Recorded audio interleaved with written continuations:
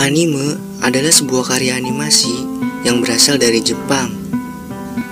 Kata anime itu sendiri berasal dari kata animation, yang kemudian dalam bahasa Jepang disingkat menjadi anime. Dan kini, kata anime itu digunakan untuk menyebutkan segala produk animasi dari Jepang. Di Indonesia sendiri, anime ini sangat terkenal. Tapi, kira-kira kapan anime ini mulai masuk ke Indonesia? Untuk menjawab itu, berikut sejarah masuknya anime di Indonesia.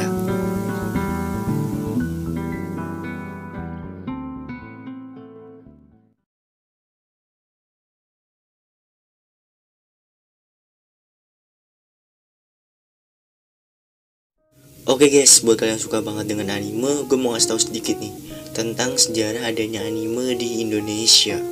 Oke guys, buat kalian yang suka banget dengan anime, gue mau ngasih tahu sedikit nih.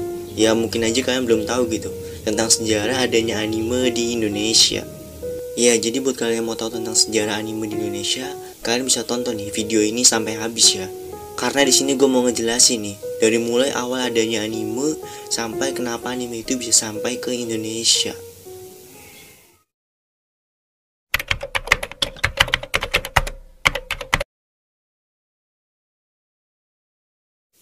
Oke, untuk awal-awal kita bahas dulu nih awal mula adanya anime. Ya, jadi awal mula anime itu sendiri dimulai dari Katsudo Shashin, yaitu gambar bergerak. Katsudo Shashin ini sendiri udah dibuat dari tahun 1907.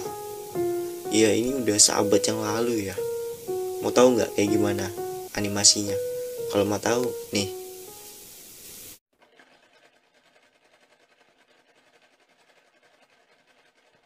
Nah, yang tadi kan cuma gambar bergerak doang ya.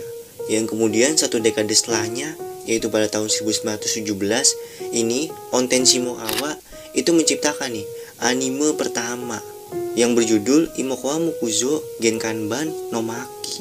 Ya, jadi ini nih anime yang pertama kali dibuat.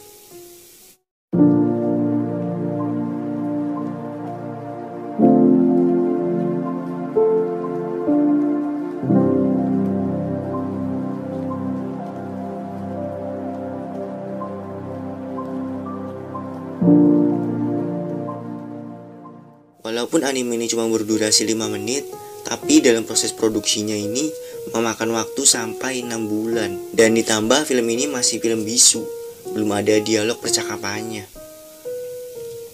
Satu dekade setelah anime pertama ini dibuat, Amerika menciptakan sebuah karya animasi yang menggunakan musik latar. Ya, maksudnya ini adalah backsound. Dan di tahun yang sama, Jepang meniru hal itu dan membuat anime Kujira, anime pertama yang menggunakan musik latar.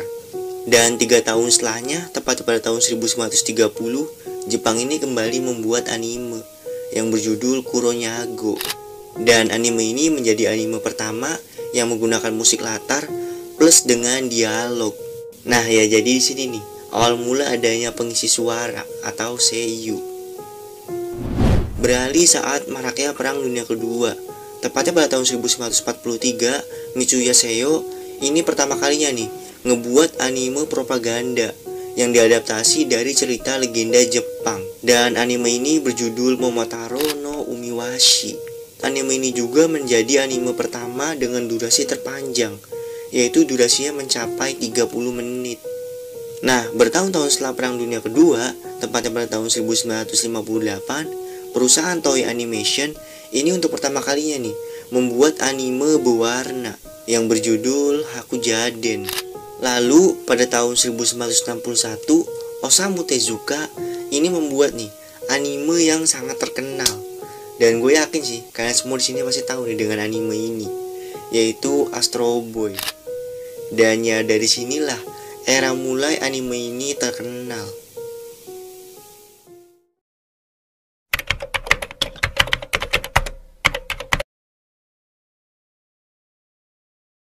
Oke, sekarang kita mulai bahas nih kenapa anime ini bisa masuk ke Indonesia.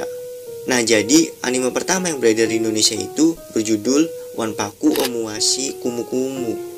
Anime itu sendiri tayang di Indonesia pada tahun 1970-an dan tayangnya itu di TVRI. Dan ya karena di Indonesia sendiri pada tahun segitu kan belum ada tuh channel lain selain TVRI. Ya channel-channel TV swasta di Indonesia ini sendiri kan mulai pada muncul tuh pada akhir tahun 1980-an ya. Jadi ya wajar aja tayangnya di TVRI. Oke, kemudian sekitaran pertengahan tahun 1980-an, anime ini mulai terhenti peredarannya. Penyebabnya sendiri karena distributor anime di Indonesia ini mengalami kebangkrutan akibat pembajakan besar-besaran. Hingga seiring kemunculan TV-TV swasta baru di Indonesia, mulai nih anime mulai bangkit lagi. Dan pada tahun 1991, stasiun TV swasta yaitu RCTI ini menayangkan sebuah anime nih. Anime yang sampai sekarang pun masih sangat terkenal, yaitu Doraemon. Dan kemudian di era tahun 2000-an awal, ini mulai nih muncul banyak banget anime-anime di TV. Ya contohnya itu kayak Naruto, Dragon Ball, One Piece, Kapten Tsubasa, dan ya masih banyak lagi lah. Hingga memasuki era tahun 2010-an, anime ini mulai menghilang dari televisi-televisi yang ada di Indonesia.